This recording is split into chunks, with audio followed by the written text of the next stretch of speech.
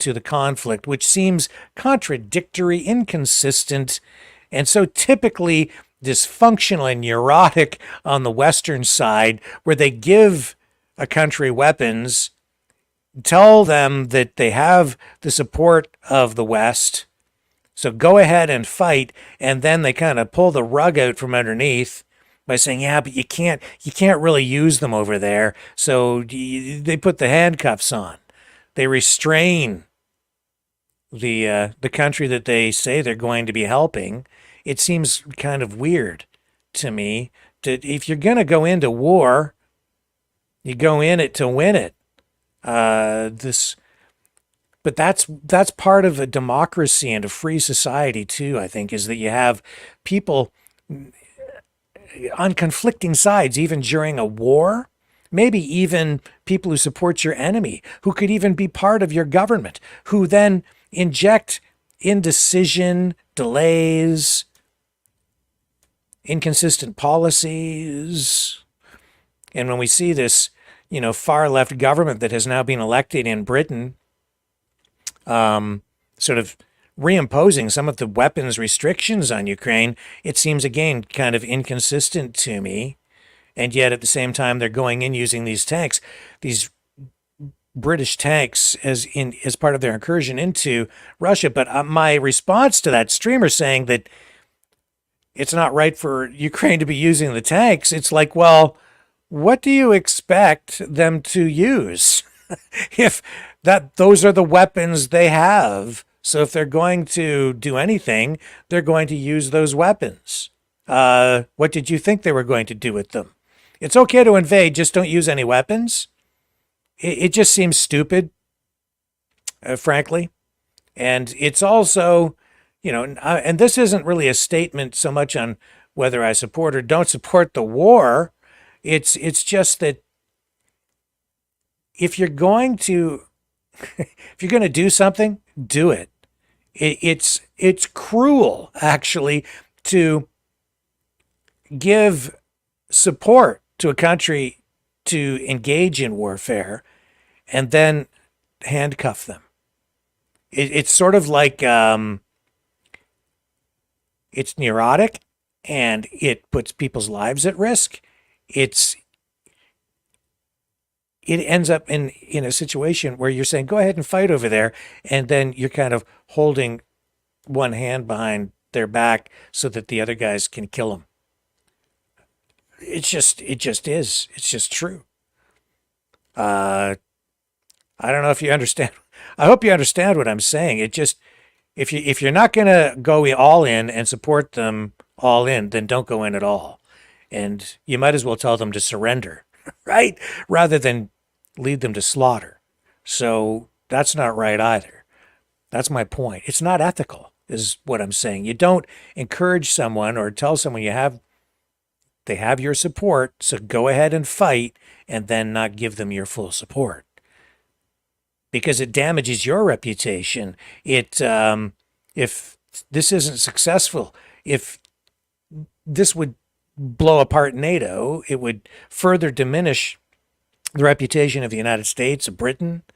So you got to do what you say you're going to do.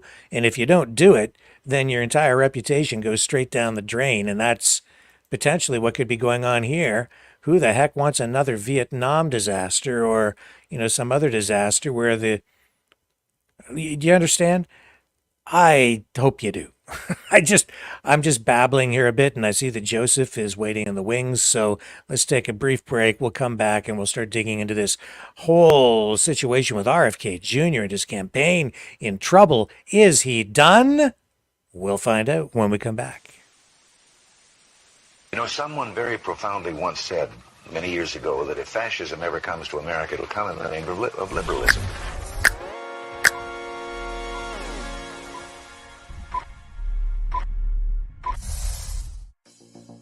Well, I think it's time we ask ourselves if we still know the freedoms that were intended for us by the Founding Fathers. If we lose freedom here, there's no place to escape to. This is the last stand on Earth. The entire world is watching. Every dictator, every crazy dictator in the world is watching.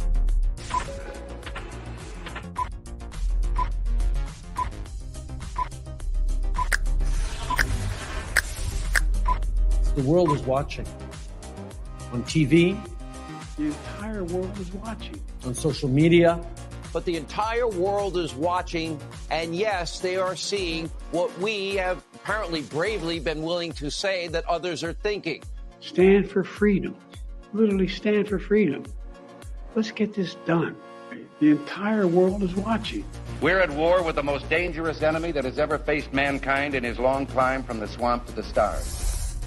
Maverick News. Maverick News. Maverick News. Let me have more control of my own destiny. The world is watching.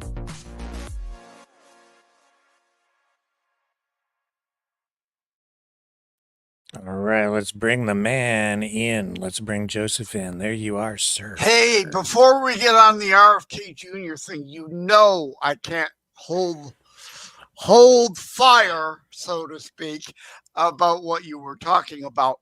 Our current Western leadership has failed to read The Art of War by Sun Tzu. Instead, they've read The Art of Stupid by Sunburn. Okay. Yeah, I hear you. Anything else?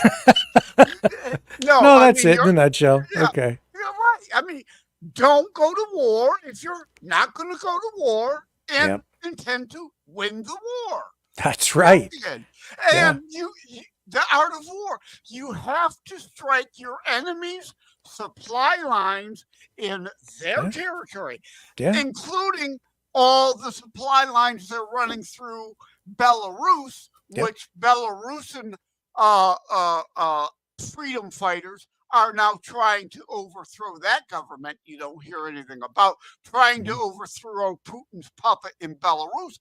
You've got to attack them where they are and where they stayed. We discussed it before. If they're launching missiles from there, if their radar installations are there, you hit them. Yep.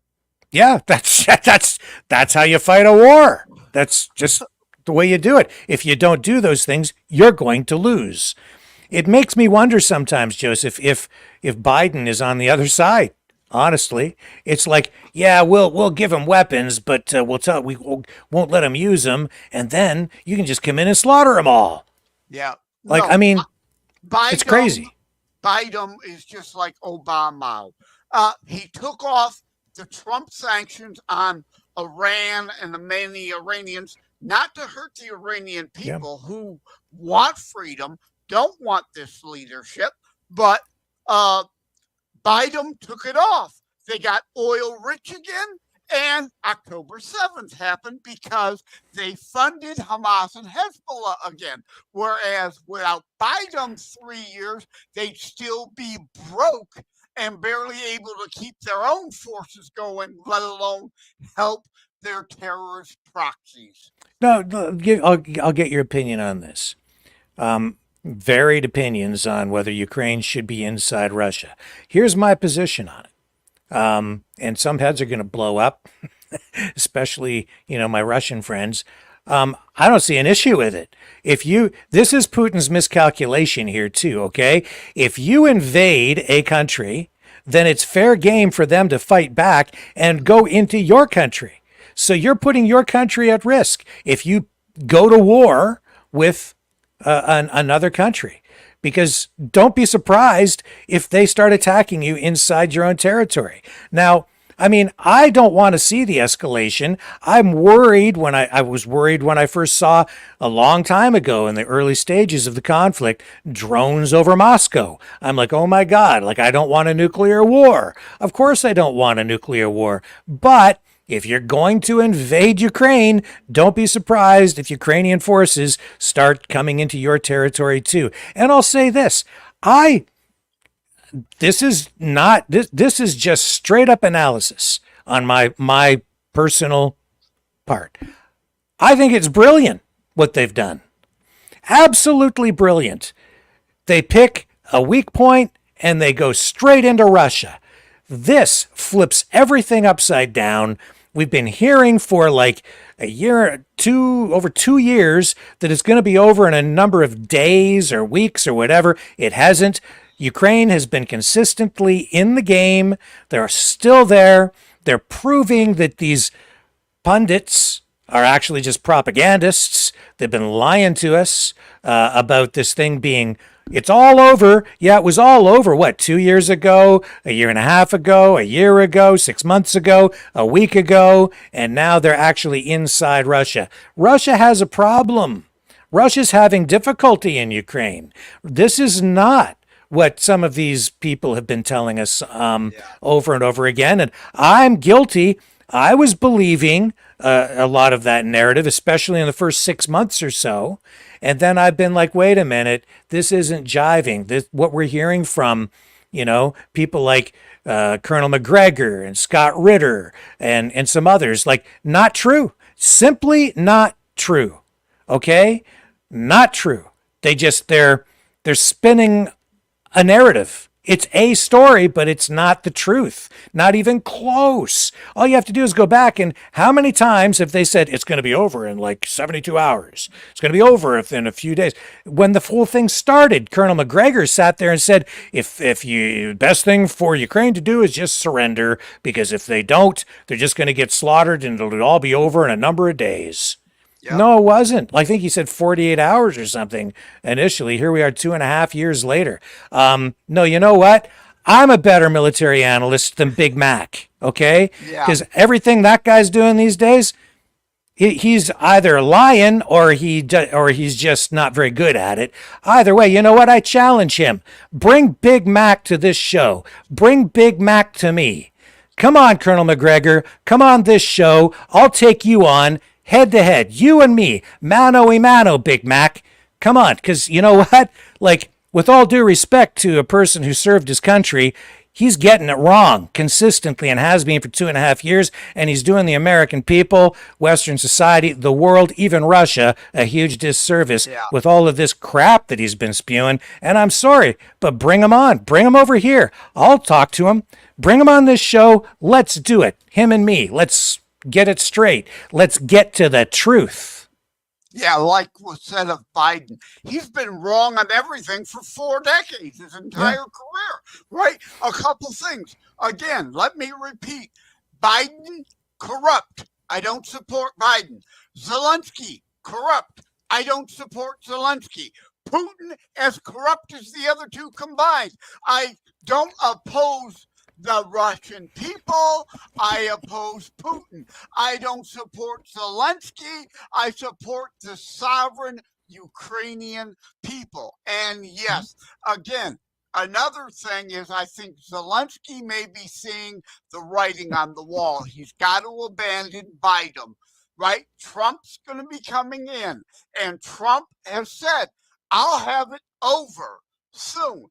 Trump is going to push a negotiated settlement. You have to be in the other person's territory or you're giving up all yours.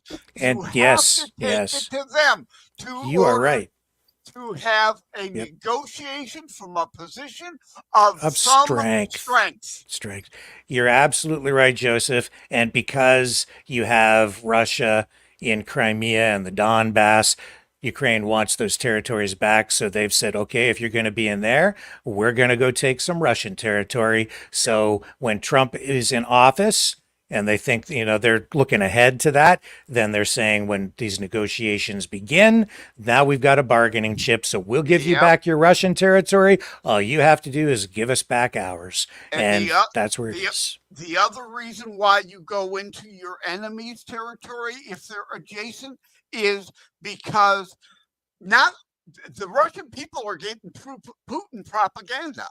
You got to take the war to them and make, though they're not our enemy, the Russian people, you got to make them feel it and demand Putin be ousted, like was almost done at the idiot Poroshenko, or what's his name? I'm forgetting it. Up in Belarus? Lukashenko? No, the contractor guy. Oh, Prigozhin, yeah. Yeah.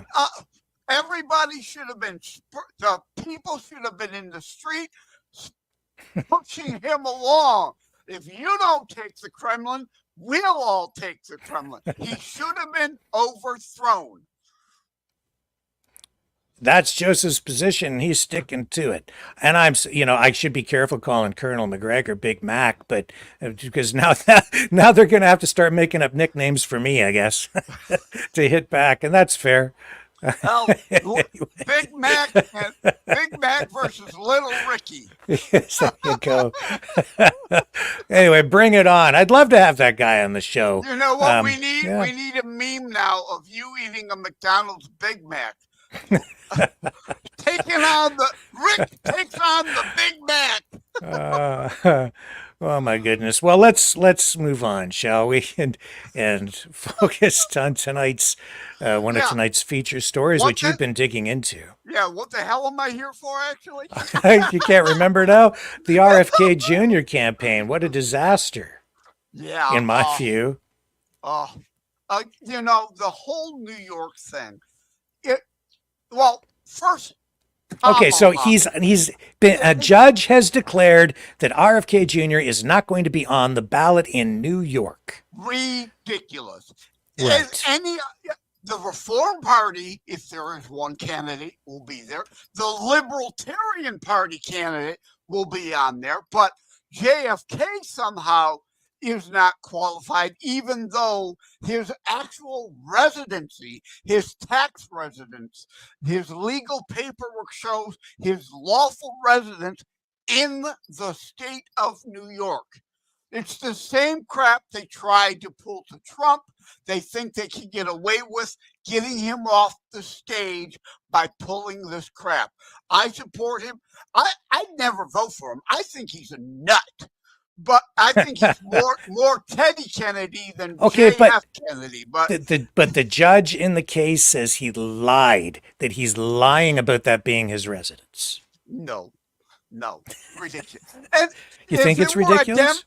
If it's a Democrat and they literally did looks like he hardly spent any time there ever. Yeah, well, a lot of these upper echelon people have places everywhere, and legally their residence is one place, whether they actually he needed to get on the ballot. The thing is, his running mate, Shanahan, a resident out in California. So he couldn't be a resident in the same state. So he said that he lives in New York. They're saying it's a lie. But I think he does live in California.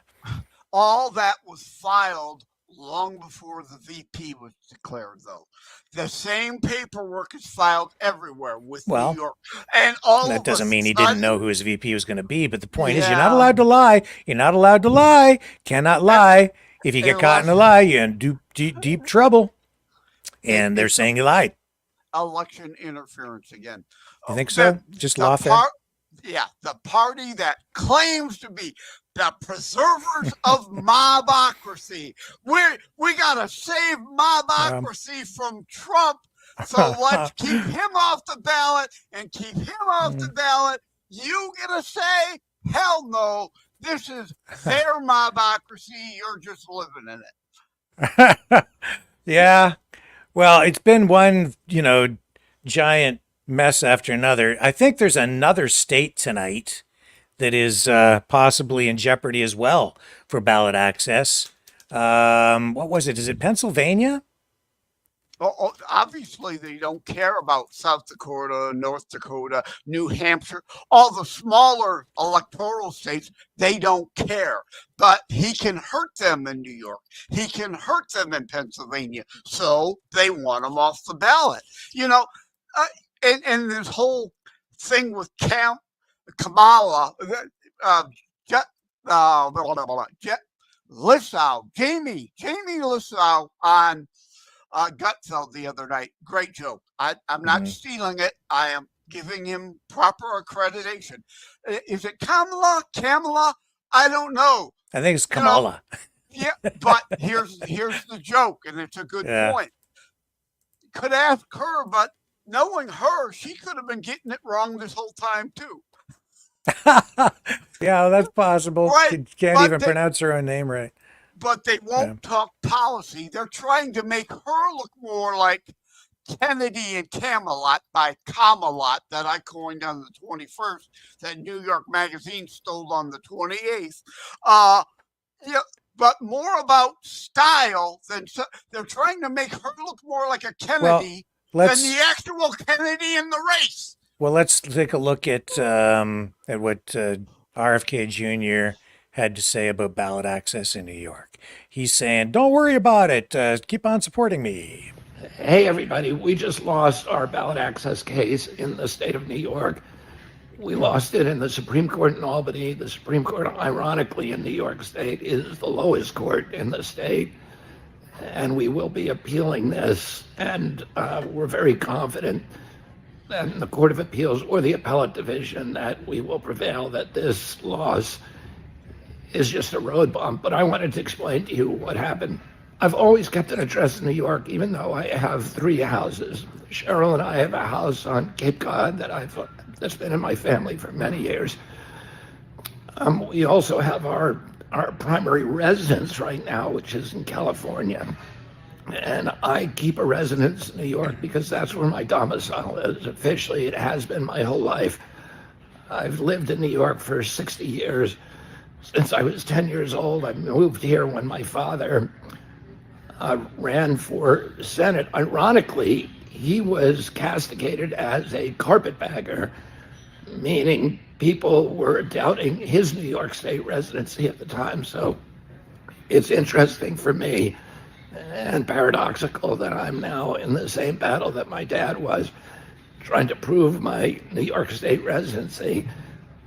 My driver's license is in New York. My car is registered in New York. My law license is in New York. I pay income taxes in New York more than any other state. My law office is in New York, my only law office. And I also have a lot of other licenses in New York. My hunting license is here, my fishing license, my falconry license, etc. I vote here. It's the only place that I vote. The rule in virtually every state is that your domicile is the place where you intend to return. Oh, I have lived in other places. I've lived in Alabama. I've lived in South Dakota. I've lived in Massachusetts. I'm living now in California. But I've always voted in New York, and I've always intended to return here. And when Cheryl and I married in 2014, we agreed that when her acting career is over, that we'll come back to New York and we'll live in the town of Bedford. I've lived in this town for 40 years.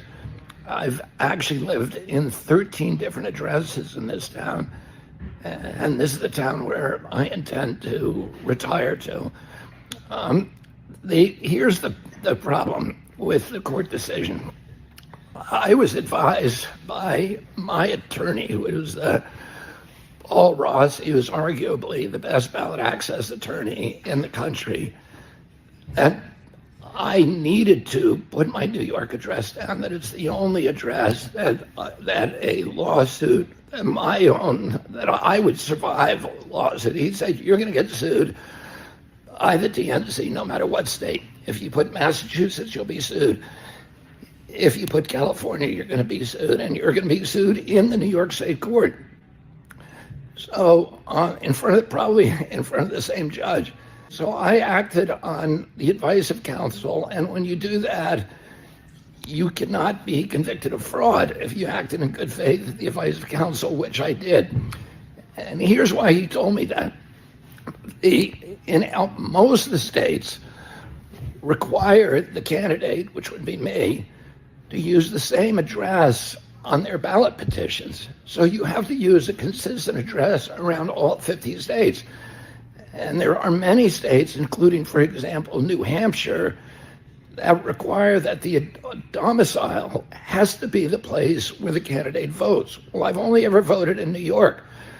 So the only domicile I could put, and I had to swear in California, in New Hampshire, I had to take an oath in front of a notary that my voting address was my New York address. And so I had to use that address in those states, which means I had to use it in every state. And as you guys can imagine, This lawsuit is a frivolous lawsuit. It's a lawsuit that was brought by the DNC. The cost of these lawsuits by the DNC to us, to my campaign, is going to be over $10 million. Defending these frivolous lawsuits, we've won every one, and we're going to win this one. But they're using lawfare to try to keep us off of the ballot. This is the opposite of what the Democratic Party was doing when I was a kid. The Democratic Party of Robert Kennedy, of John Kennedy, was a Democratic Party that was fighting to make sure that every American could vote for the candidate of their choice. The Democratic Party of today is doing everything in its power to make sure that Americans can only vote for the candidates that the party elites choose. And as you know, President Trump and Vice President Harris have both managed to get their party's nomination without actually running in a primary. They were simply chosen by the oligarchs, the donor class. And Trump ran. Elite. He ran. The Democratic Party, in other words, now the Democratic Party is doing everything it can to make sure that democracy does not happen. It's pretending that it wants to preserve democracy by actually destroying it. That's where I am today. We filed. We're filing an appeal in New York State and in the state courts, and then we'll go up to the Supreme Court if we have to. And it's an expedited appeal. These election cases get faster treatment than any other case. They get precedence over every other claim. We're also filing a federal action under the 12th Amendment. The 12th Amendment says that there's only 3 requirements for president to run for president of the United States. 1 is that you're 35. 2, you're born in this country. And 3, that you're a citizen of this country and a resident.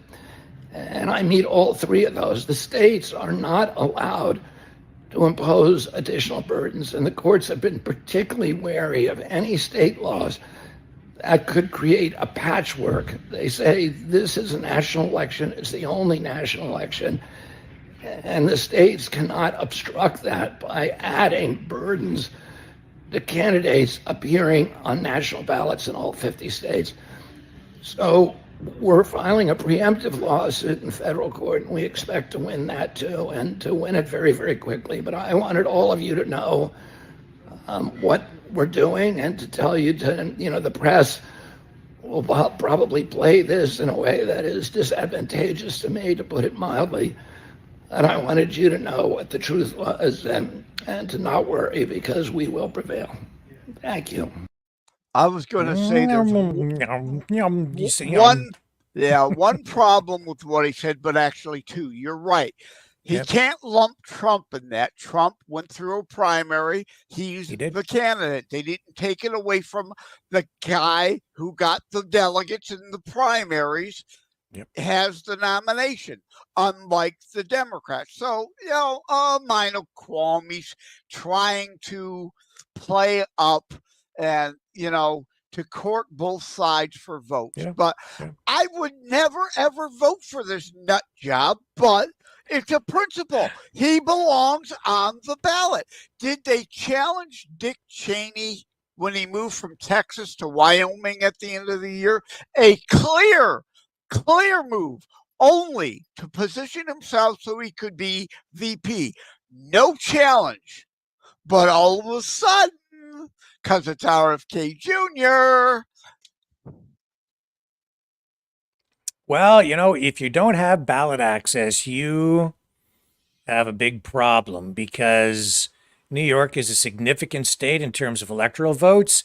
As of recent elections, it has 28 electoral votes, which is a substantial portion of the 270 needed to win the presidency. Large population there. New York has a large and diverse population, making it a critical battleground for gathering support. and winning votes, Joseph, and excluding the state means missing out on a large voter base.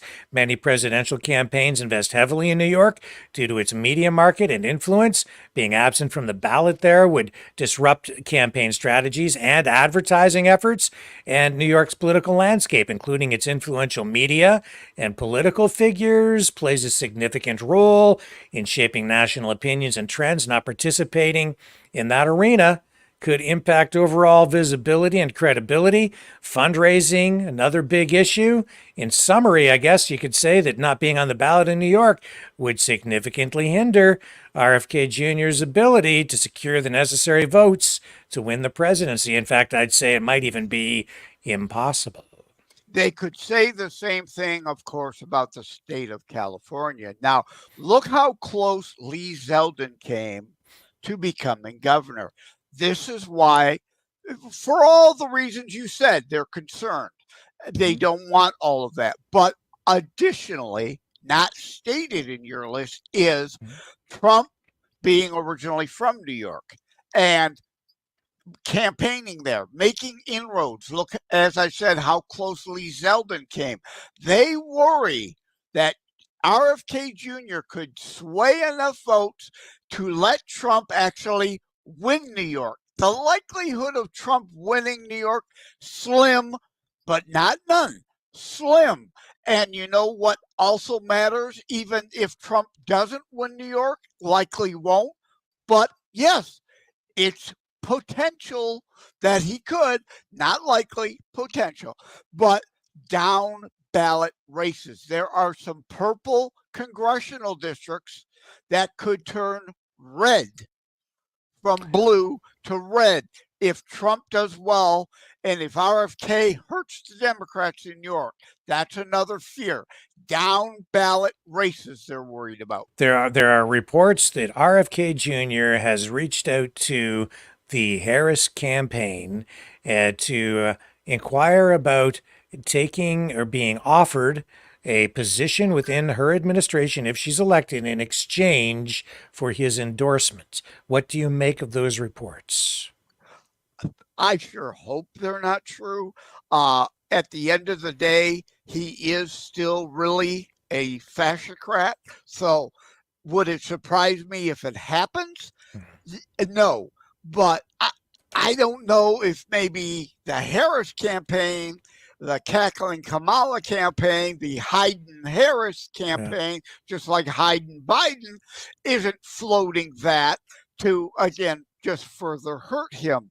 So, you know, at the end of the day, I really don't know what to think of that. We know horse trading happens, but I would hope if he's been honest about what he's saying, he wouldn't want anything to do with her or Biden's administration if what he's been saying is true. So, do you think RFK Jr. has enough time to catch these other candidates? It seems to me with him polling, I think at last count, maybe around 5-7%, he's slipped in the polls. At least that's the way it appears. If you put a lot of stock in the polls, he's definitely lost ground because of the weird stuff that's come out about him. The brain-eating worm, him eating a dog, and the allegations. Well, not him admitting that he just dumped a dead roadkill bear and transported it over to Central Park and dumped it there with an old bicycle as part of what he thought would be a joke that was actually a crime. Really weird stuff. Yeah. Can he recover? Enough to make a difference potentially. And I apologize for those watching the video. You see me herky-jerking around here. I got my pinched neck, my nerve in my neck that was bothering me like a month ago when I was on is acting up again. But it is telling that the two states they're trying to keep him off is New York and Pennsylvania. Pennsylvania, the left has to have that. So they're trying to do anything to block him. Now, I'm not saying that libertarian Joe Jurgensen cost Trump 2020, but cases can be made. If in just a couple states that were close, that Joe Jorgensen took a significant percent enough away that if just a fraction of those Jorgensen voters would have voted Trump and the rest stayed home, Trump would have won.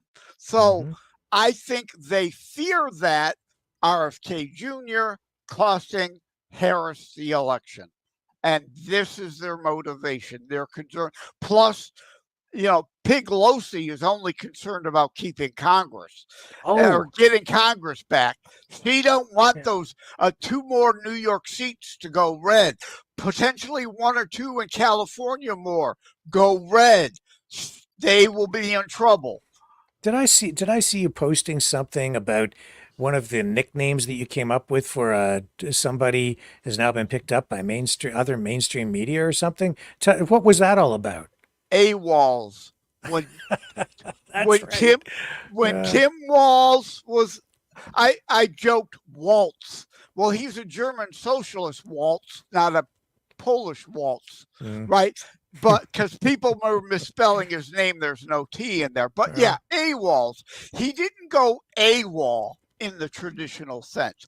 But in my mind, this is a new term, AWOLs. He did abandon his unit right before combat. He was fine being in a uniform, collecting a check, as long as he was somewhere safe, getting 3 hots and a cot every night and maybe hanging out with some Italian hookers.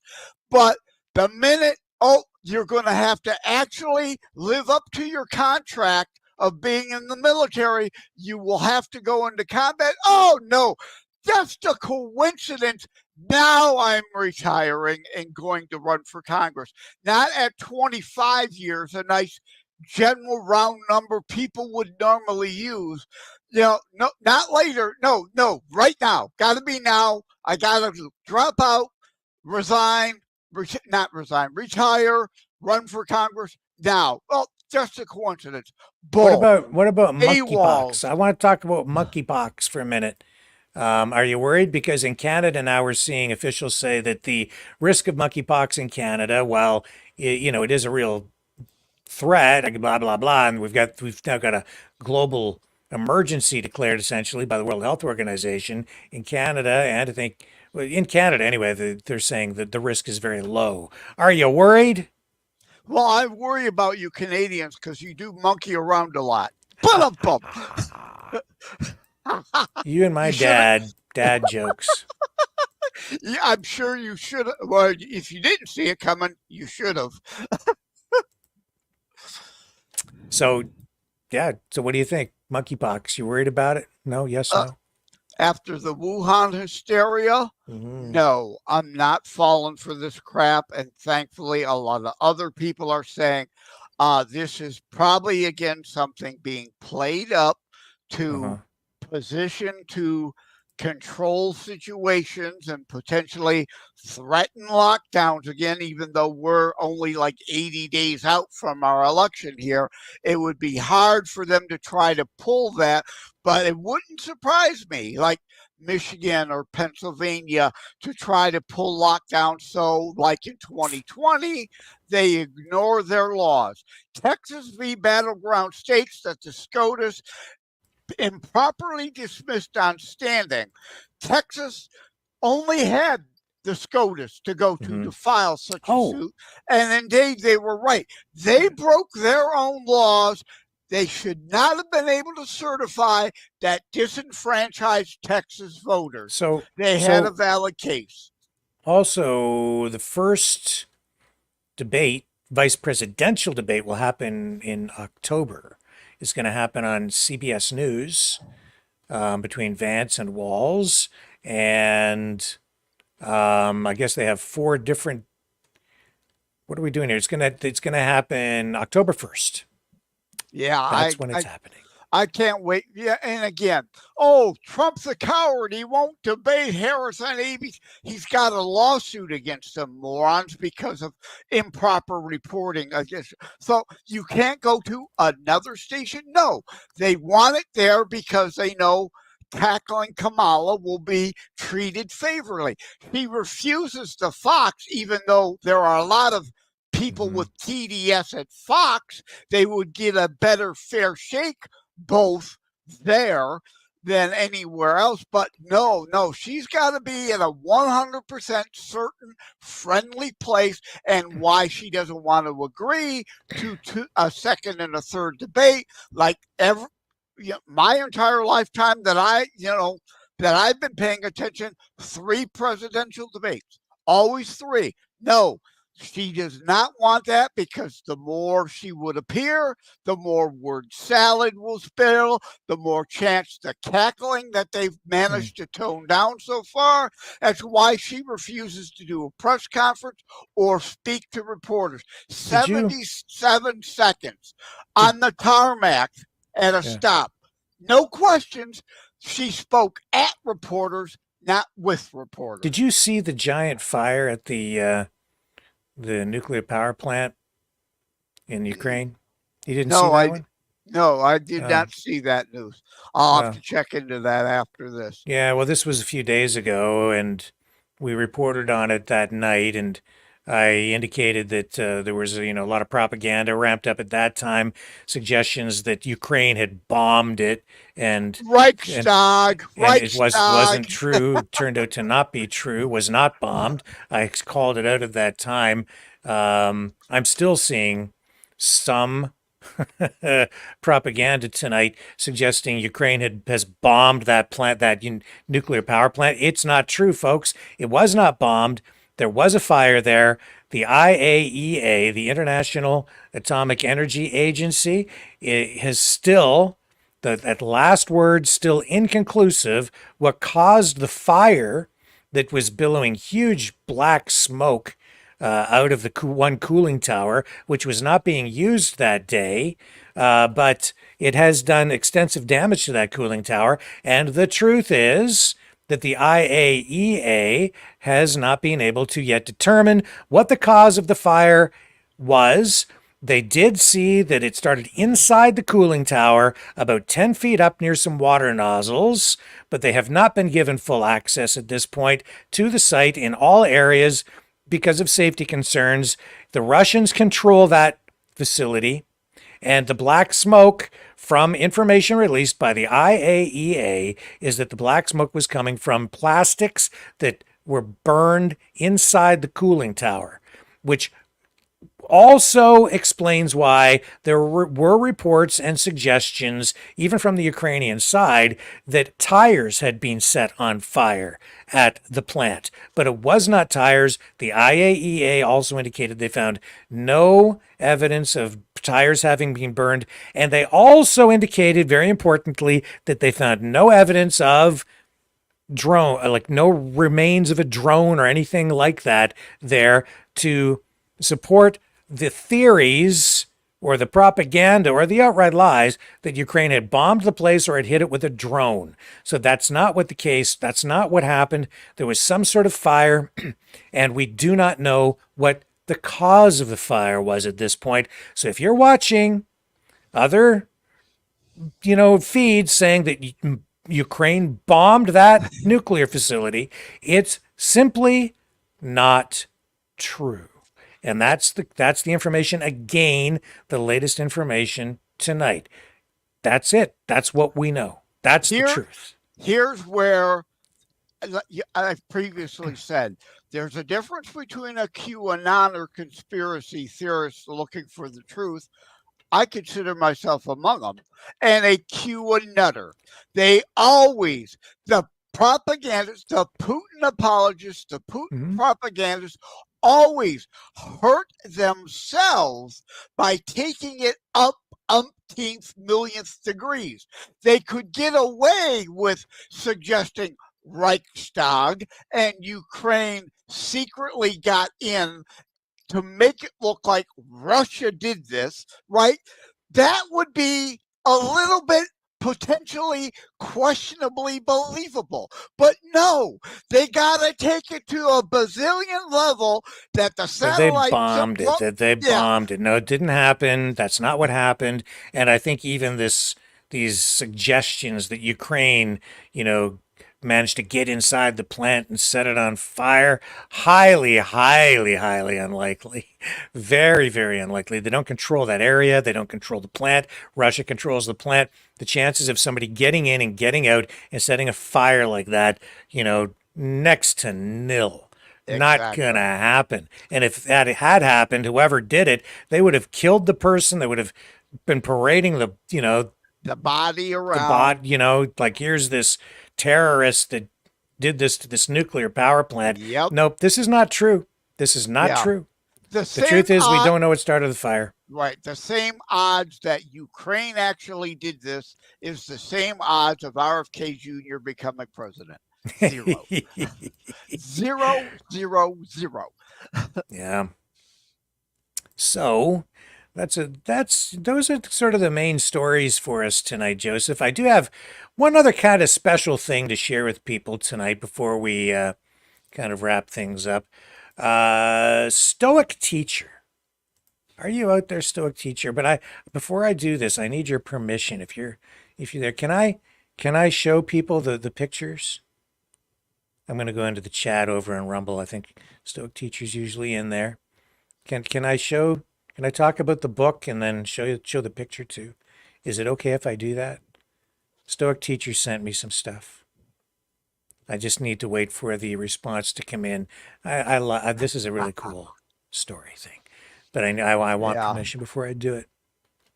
So yeah, the reason again that I made sure I gave Jamie Lissow credit for that joke is I know they stole AWOLs and Camelot from me. Uh-huh.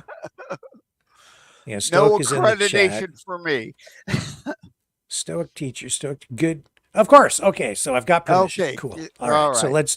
let's do this. Okay. Live So- TV by the seat of our pants. So we've been doing the Maverick Midnight Matinee, right? And then we ran the contest where somebody had to guess what the movie was going to be. And the movie that week was Chariots of Fire. I think you were on for that, weren't you? No, I was on for was- the zombie Was it Omega Brendan? Man, not Omega Man. Who joined me for that? I don't remember. Oh, it was Dragon. Dragon was on with me for Chariots of Fire. Okay, cool. So anyway, Stoic Teacher though was the one who guessed that the movie was going to be Chariots of Fire, which is this 1970s flick about aliens stuff, right? It's a cool old movie. So anyway, Based on so- Daniken's Chariots Yes. of God's book. Yes, that's right. That's exactly right. So, Stoic Teacher, only one who got it right. Pretty cool. So I sent Stoic Teacher a free T-shirt because that was the prize. She won the big prize, and but the deal was if you get the T-shirt, you gotta show it on the Maverick channel. So I sent an Exile the Knights of Malta shirt. And there's Stoic Teacher. And I have to, and I must say that, we have to credit Choosy, who's also a regular around here, right? He's part of the Maverick family. If it wasn't for Choosy, we wouldn't even be talking about Exile the Knights of Malta. But we definitely have to get to work and work together to exile those pesky Knights of Malta, because that is the root cause of all of this, as Choosy has clearly pointed out. And there's actually a ton of truth in what he talks about. It is very true. I view the Knights of Malta as sort of being, the corrupt bureaucrats and politicians in our own system. We have to root those guys out, expose them for what they are, and do it in a peaceful way, which Choosy always advocates for. He's one of the wisest people, maybe the wisest, I don't know, but certainly one of the wisest members of our community. And then Joseph, Stoic Teacher, sent me something else. David Icke has a new book out. And what's the name of the new book? Let me see if I can find it here. I think Stoic Teacher told me what the name of the book is. New book. It's called The Reveal. Okay. And so Stoic Teacher's been reading this book, and she came across something that was, well, what did she say? Let me just read what she said. Received David Icke's new book, The Reveal, today. Something caught my eye in the index, and when checking the page, this excerpt, very fitting. And I'm going to show you the excerpt because it is very fitting. Listen, look at this. I'm going to read it. Okay? And you are a blasphemer. Question science, medical orthodoxy, and you are a pseudoscientific quack. Science and medicine, not healing, but medicine, have gimmies galore. Gimmies are the pillars of their existence. Research the evolution of both, and you find that it's always the mavericks that take them forward. Mavericks are the only ones with the openness of mind and commitment to truth, not popularity, that are willing to question and search outside the bubbles. The term originates with Samuel A. Maverick from 1803 to 1870, a Texas cattle owner who was apparently notoriously negligent in branding his calves. Unbranded calves and cows were labeled mavericks as a result. Maverick people who refused to be branded changed the world for the better, while orthodoxy groupies perpetuate the status quo. There can be no genuine progress without mavericks, and yet they are widely scorned by a system that wants to control any change for its own benefit. They say history is written by the winners, and that is largely correct.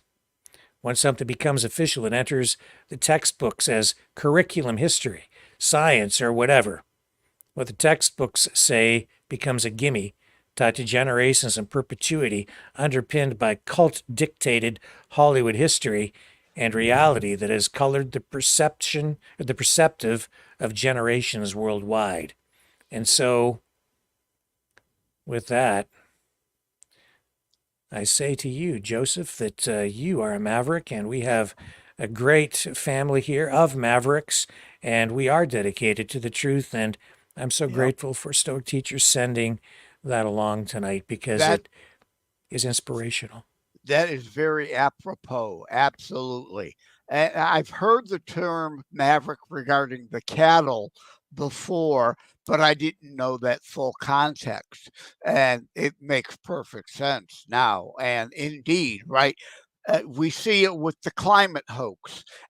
They're chasing the government handout dollars. They're not interested in science. They're interested in, like that says, going along with the orthodoxy of the time that lines their pocket or makes them famous. Yeah, we're not about clickbait around here. We're not about money. We're not about fame. You know, I've had lots of FaceTime on television over the years. I don't really need any more. Okay. And with a face like that, you should be on radio. Yes, sir. That is absolutely true. And so I'm very appreciative. Thank you, Stoic Teacher, for sharing that with us tonight. Made me smile when I read that, and made me feel appreciated too. Yeah, really did. I'm gonna take an 800 milligram ibuprofen. I need to run myself a very hot tub to soak in. This nerve is.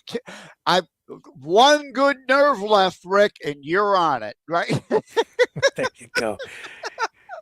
Okay, Joseph, with that, we will sign off so you can go get to your ibuprofen and your rest. And folks, I will be back tomorrow night, same time, same Maverick News channel, 7 p.m. Eastern. Love you guys. And thank you, Stoic Teacher. Catch you all on the flip side.